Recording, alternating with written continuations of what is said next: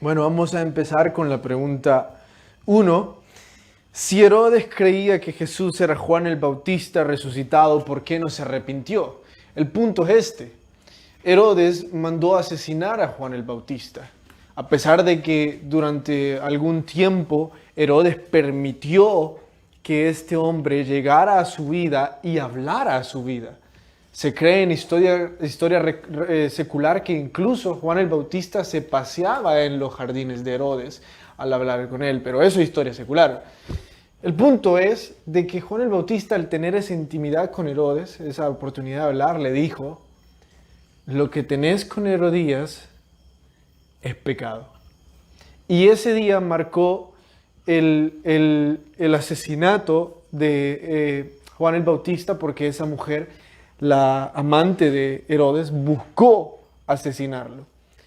Entonces Herodes, sintiéndose triste en su corazón, mandó a asesinarlo, pero sintiéndose triste en su corazón, porque reconocía que era un buen profeta. Entonces, después escucha o cree que Juan el Bautista resucitado, va con miedo a averiguar si es Jesús, pero no se arrepiente. ¿Por qué? Estoy convencido que las personas no se arrepienten porque tengan carencia de evidencias. No se arrepienten simple y sencillamente porque no quieren rendir sus vidas al señorío del Señor, valga la redundancia, al señorío de Dios. El ejemplo es este. Los fariseos, los escribas tuvieron más que evidencias de que Jesús era el Mesías príncipe. Se supone que conocían todas las profecías. Milagros, señales, profecías, pero no estaban dispuestos a rendirse al señorío de Jesús. Lo mismo sucede con Herodes, al punto de entristecerse. Reconoce que Juan el Bautista es un buen profeta y piensa que incluso ha resucitado. Pero no está dispuesto a rendir su vida a ese señorío. Y exactamente como esos ejemplos, sigue sucediendo hoy día con muchos. Es probable que haya pocas personas en este país que no abren su corazón a Jesús por falta de entendimiento o porque necesitan mayor evidencia. La mayor parte de personas en este país no se rinden al señorío de Cristo porque no quieren dejar su estilo de vida. Igual que Herodes. Saben que eso significa cambiar vida.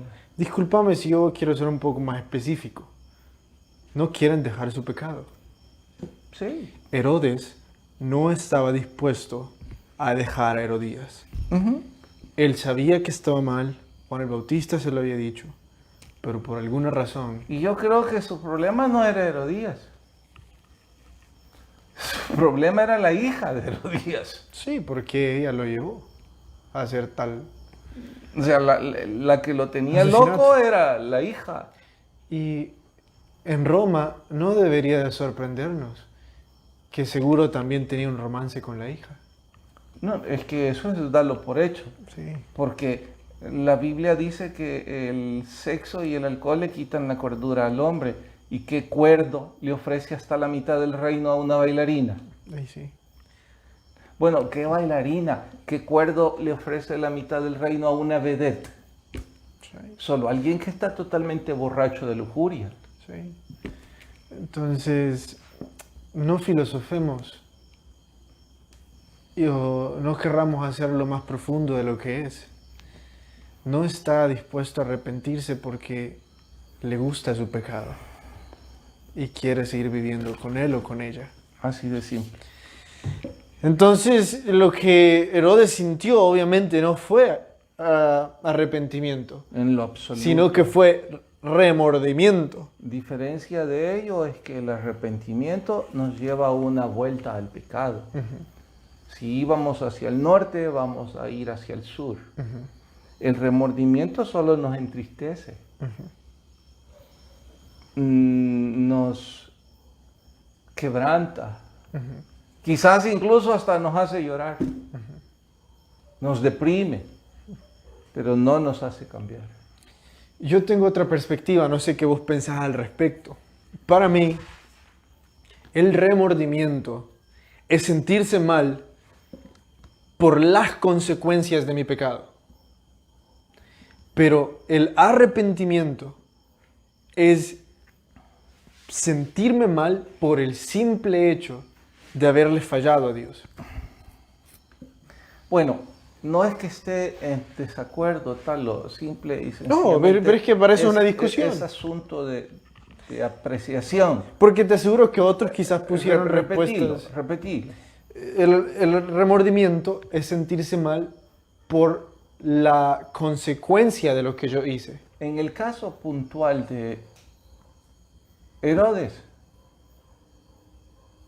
no se sentía mal por lo que Yo pienso había que hecho. sí. Yo pienso que sí. Estás hablando de decapitar a Juan el Bautista. Y yo pienso que él Yo se estoy sentía hablando mal. de su pecado. No, Lo que lo llevó a eso. No, yo estoy hablando de que la De consecuencia... haber decapitado a Juan el Bautista. Bueno, Eso no le dolía a él. Lo que a él le Eso dolía era la consecuencia. ¿Y qué fue la consecuencia? Que creía que Juan el Bautista había resucitado para vengar su muerte. visto de esa forma, sí, algunos eso es lo que los hace sentirse tristes. La consecuencia de su pecado. Pongámoslo de otra forma más simple. Tuvieron sexo con alguien que no debían, tienen SIDA. Están tristes por ello. ¿Eso es remordimiento o arrepentimiento? Sí. Es Remordimiento. Pero cuando uno está triste por el simple hecho de haberle fallado a Jesús, a Dios, es como David. Y nos lleva a un cambio de vida. Pero ¿te acordás cuál fue la actitud de David? Estaba quebrantado, arrepentido es la palabra. Pero es que él dijo, "No, Señor, haz conmigo lo que tengas que hacer". Su dolor no era lo que se venía, sino su dolor era el simple hecho de haber fallado. No sé si está levantando. Ajá. Es un patrón de toda persona que tiene poder. Saber de Jesús, pero no aceptarlo. No necesariamente son así solo los que tienen poder, porque hay un montón de gente sin poder alguno en ningún área de la vida Sí. y tampoco rinden su vida al Señor. Pareciera ser que los que tienen algún tipo de señorío sí se muestran más resistentes, pero no, yo conozco cantidad de personas que no tienen ningún tipo de poder y son terriblemente rebeldes a la voz de Dios. Hombre, yo trabajo con jóvenes que no tienen ningún tipo de poder. Y son iguales. Exacto. No necesariamente. Bien, seguí. La 3. ¿Por qué el Señor no despachó a la multitud? Recordemos que él había estado predicando durante mucho tiempo, se hacía tarde y los discípulos le dijeron, despáchalos porque si no les vamos a tener que dar de comer. ¿Por qué no los despacha? La primera posibilidad, porque no dice abiertamente, esto es,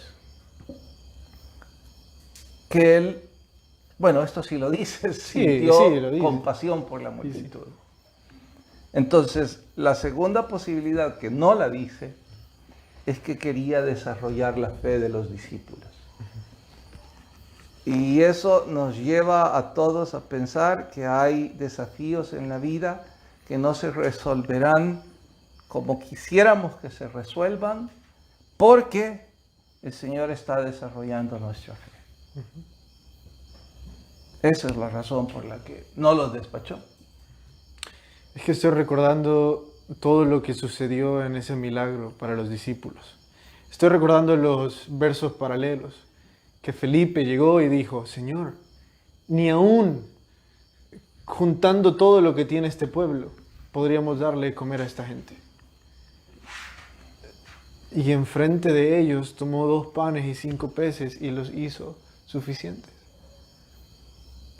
Entonces nos está diciendo que cada vez que Jesús solo nos dé 2 peces y 5 panes, Él va a proveer lo necesario para que nuestra fe aumente. Absolutamente sí. Es que no sé cuál de los escritores que hemos estado leyendo dice que si podemos ver, ya no es por fe. Estoy pensando en todas aquellas personas que en algún momento nos hemos sentido así. Lo único que tengo en este momento, Jesús, son 2 peces y 5 panes versus 5,000 personas.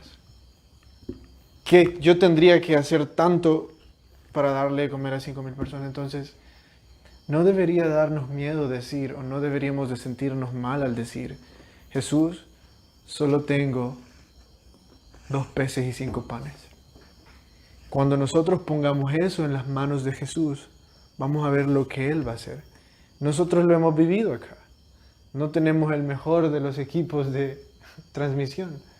Y ¿saben qué es lo curioso? Que cuando nos pasamos a donde sí estábamos preparados, con nuestro equipo de transmisión y todo, con una consola carísima, bueno, las computadoras no estaban muy buenas, pero al fin eran computadoras. Se cortó, se decidió apagar la computadora y ya. Entonces, ¿qué teníamos que hacer? Venir otra vez donde Jesús y decir, aquí ponemos nuestros 2 peces y 5 panes y ya estuvo el milagro. Nuestros 2 medios celulares y... De 6 celulares hicimos uno. No, ahí sí, en producción estamos bien. Dale. Eso en cualquiera de las áreas de vuestras vidas, no solo en la espiritual, también en su familia. Solo entréguenle a Jesús lo que tienen y van a ver lo que Él hace. ¿Cuál va? Creo que lleva la 6. Sí, la 6 va. ¿Por qué Pedro fue el único en caminar sobre el agua? La Biblia no lo dice, así es que si no van a estar en acuerdo conmigo, tienen todo el derecho. Creo que son 2 razones por las que Pedro fue el único en caminar sobre el agua. La primera es porque fue el único que tuvo el coraje de pedirlo. ¿Fue el único que lo pidió? Y la segunda es porque fue el único que tuvo la desfachatez de pedirlo. Porque vaya desatino, solo a él se le pudo ocurrir, yo también quiero caminar. Ahora, aún con todo y esto que nos estamos riendo de Pedro por la manera en que yo lo presento, lejos de estarme burlando, lo estoy admirando.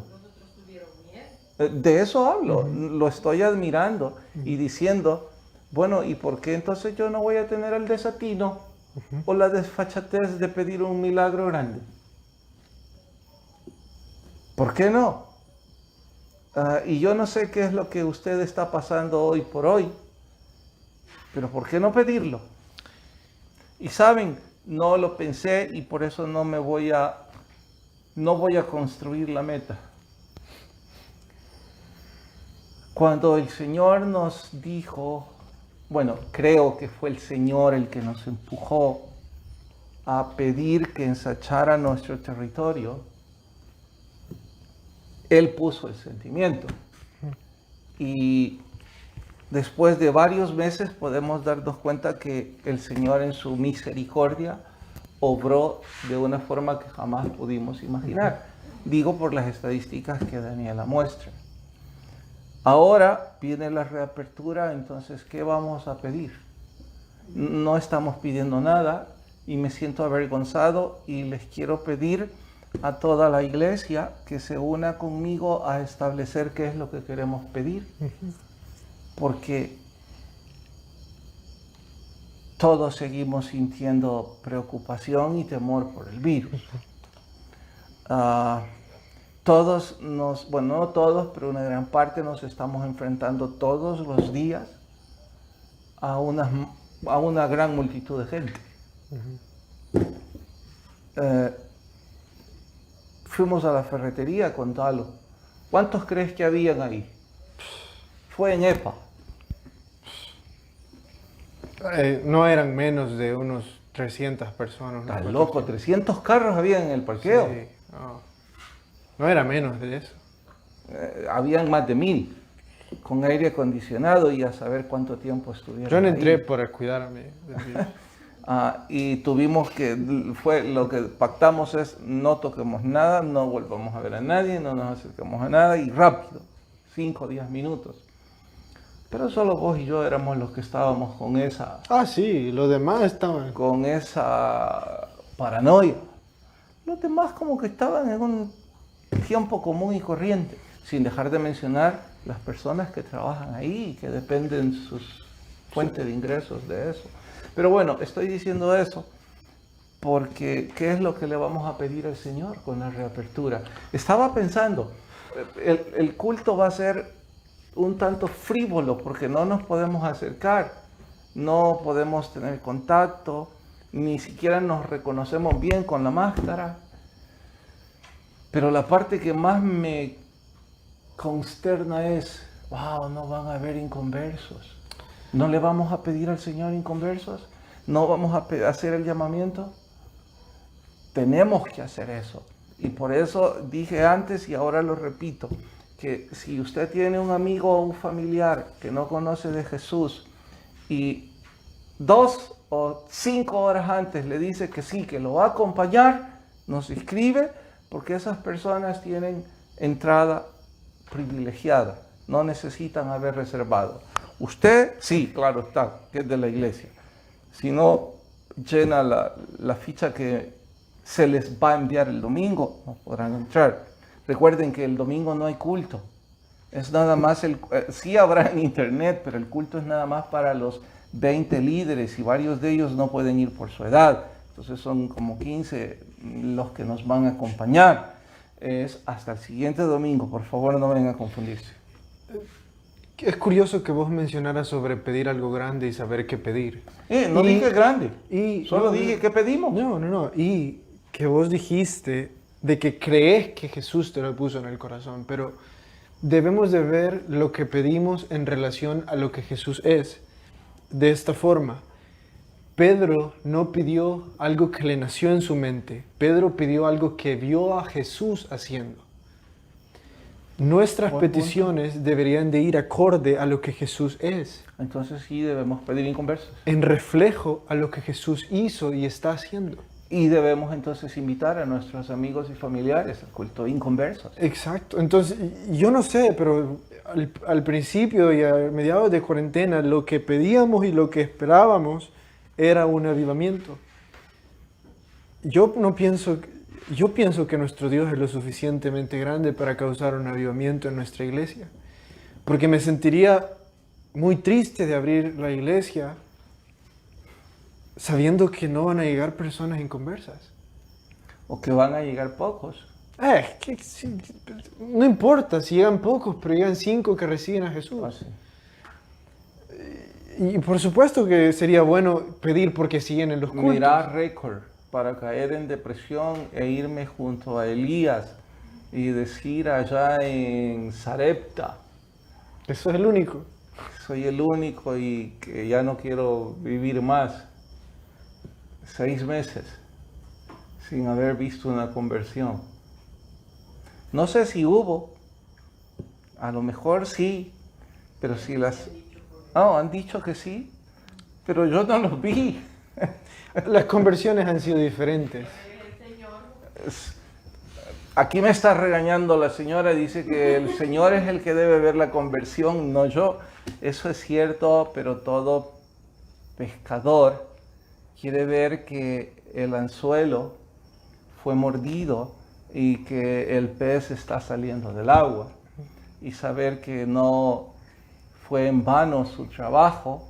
Y yo sé que no es en vano, porque nuestro trabajo no es ver la cosecha, nuestro trabajo es sembrar la semilla. Pero wow, deben inconversos. Yo sé de que la iglesia está ansiosa por regresar. Y yo sé que van a ir.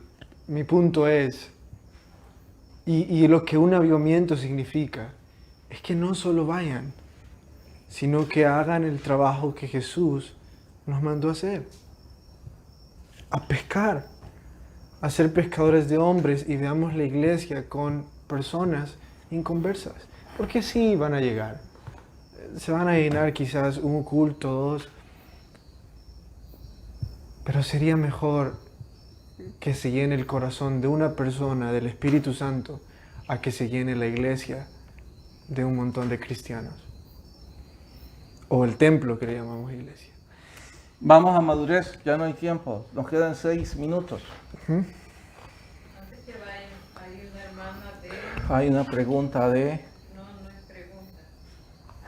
Cristina Mercado dice que es de Mar de Plata. Cristina nos está escribiendo de Mar de Plata desde Argentina. ¿Y puso algo?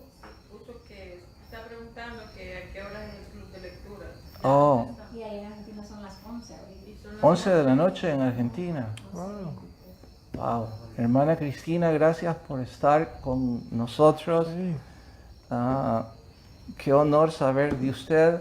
Me imagino que Balta ya está escribiéndole y dándole, ¿ya lo hizo? Dándole todos los datos para que se suscriba al club de lectura y que podamos juntos estudiar la palabra. Y de paso, cuéntenos cómo logró conectarse con este humilde programa y compártanos para nosotros mejorar qué es lo que debemos hacer y llevar con mayor eficiencia el Evangelio. Madurez. Sí. Vamos a la pregunta 2 del libro de madurez de Oswald Sanders, que por una semana, por culpa de mi papá, no lo habíamos tomado. Entonces, él me echa la culpa a mí de todas las otras cosas. Hoy le toca.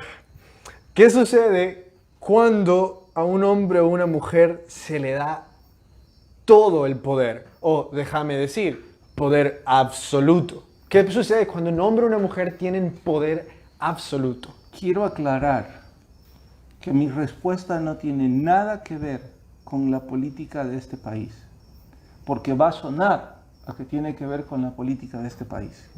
Mi respuesta es exclusivamente bíblica, pero pueden estar seguros que se extiende a cualesquiera otras áreas de la vida. Empiezo por decir exclusivamente bíblica. Y lo voy a hacer con una pregunta.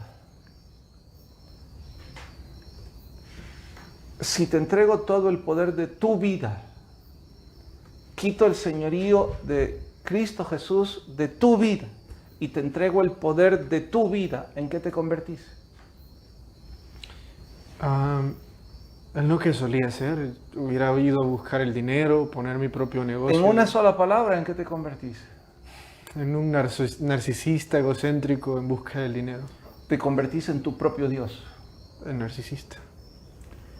porque tenés el poder de tu vida. Entonces, cada vez que se le entrega el poder a alguien, se convierte en el Dios. Ahora, si te entrego el poder de una iglesia, ¿en qué te convertís? Absoluto. ¿Sí? Es que es de una iglesia. No es mío. Sí, pero ¿en qué te convertís? Bueno, pues quisiera ser un pastor. No te Para la convertís en pastor. Se convierte en el Señor de esa iglesia. ¿Me estoy dando a entender? Hiciste. Ya. Ya vi lo que hiciste. Si te entrego el poder, Sí, ya entendí. Asumiendo que Dios dice, dale, haz lo que querrás. si te entrego el poder de una compañía, ¿en qué te convertís? Sí. ¿En qué? En mi propio Dios. En el Dios de la compañía. En el dueño de la compañía. Ya. Si te entrego una nación, ¿en qué te convertís? El dueño de la nación. Ese es el poder absoluto. De ahí que todos aquellos que no tienen que dar cuentas a nadie y que pueden decir, es mi vida, es mi dinero, es mi voluntad, son caricaturas de dioses. Que van camino hacia la autodestrucción. Absolutamente. Porque a todos los que algún día se les dio el poder absoluto sobre algo, Aquí sí. Perdón, Sí. te interrumpí, lo siento. Destruyeron lo que se les dio. Porque se les dio el poder absoluto. Hitler, Napoleón. Ahí entras a la historia misma. Y eso es lo que yo no quería caminar mucho porque va a parecer, ¿de qué está hablando, pastor? Que me Estoy hablando de la historia. Estoy diciendo que los filósofos preguntan desde el principio de la historia, ¿qué es lo que corrompe? ¿O quién corrompe a quién? ¿El poder corrompe al hombre? ¿O el hombre es el que corrompe el poder? No, eso fue escrito años, cientos de años atrás. Aquí es donde los filósofos hacen la otra pregunta. ¿Cuándo termina la democracia? Cuando el poder se entrega a un hombre. ¿Cuándo termina? Ahora, no estoy diciendo con esto, y cuidado, el pastor aplaude la democracia. Yo no estoy en posición de aplaudir la democracia porque no es bíblica. Y en lo único que creemos es en la teocracia. Sí, en lo único que creemos y podemos respaldar es la teocracia. Pero dijo aquel famoso filósofo, la democracia, dijo, a saber el nombre, me estoy volviendo viejo, no, ya ratos, dijo, la democracia no es el mejor sistema, no es un buen sistema para el hombre. Pero después de la teocracia, deme uno mejor. No existe. No existe. Entonces la democracia no es algo que se aplaude, pero tampoco parece haber otra. ¿Cuándo se rompe eso? Cuando Lucifer creyó tenía todo el poder. Y se rebeló al señorío del único digno de todo el poder, que es nuestro Salvador. Ahora, aplicándolo un poco más. No, pero ¿y entonces para qué quieren los jóvenes poder? Eso te iba de a decir. independencia. No, eso te iba a decir. Aplicándolo un poco más.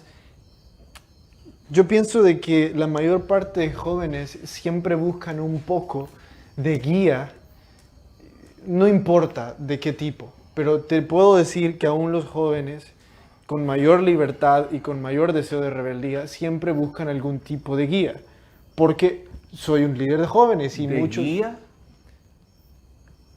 O autoridad, para no hacer con sus vidas lo que ellos quieren. Suena chistoso, ok. pero lo que yo he visto es el error que muchos padres cometen. Y esto lo he visto una y otra vez, no creas que solo es de uno. Los papás están en Estados Unidos y les mandan mucho dinero a los hijos y les dicen, haz lo que vos querrás. Esto está fuera no lo practicamos, así es que si patinamos, tienen el derecho de apedrearnos, pero quiero ponerlo... Solo quiero decirte como que una ya nos pasamos ilustración. un minuto. En buena hora. Ellos quieren oír el patinaje. ¿Tenés cuántos años? 25. 25. Si bien es cierto que vivís en el apartamento enfrente de mi apartamento aquí en Patmos, que son cuartitos, no son apartamentos, todavía seguís viviendo conmigo. Sí. Lo cual parece difícil porque a los 25 años, totalmente independiente, pues te tenés que someter a mí, no solo. No, si me das comida, yo... Eso dice cuando está de buenas, lo escucharán cuando no. Ok, y te tenés que someter a mí no solo como tu jefe, sino como tu papá. Ahora, yo te pregunto, dame una razón sabia del por qué rebelarte a eso.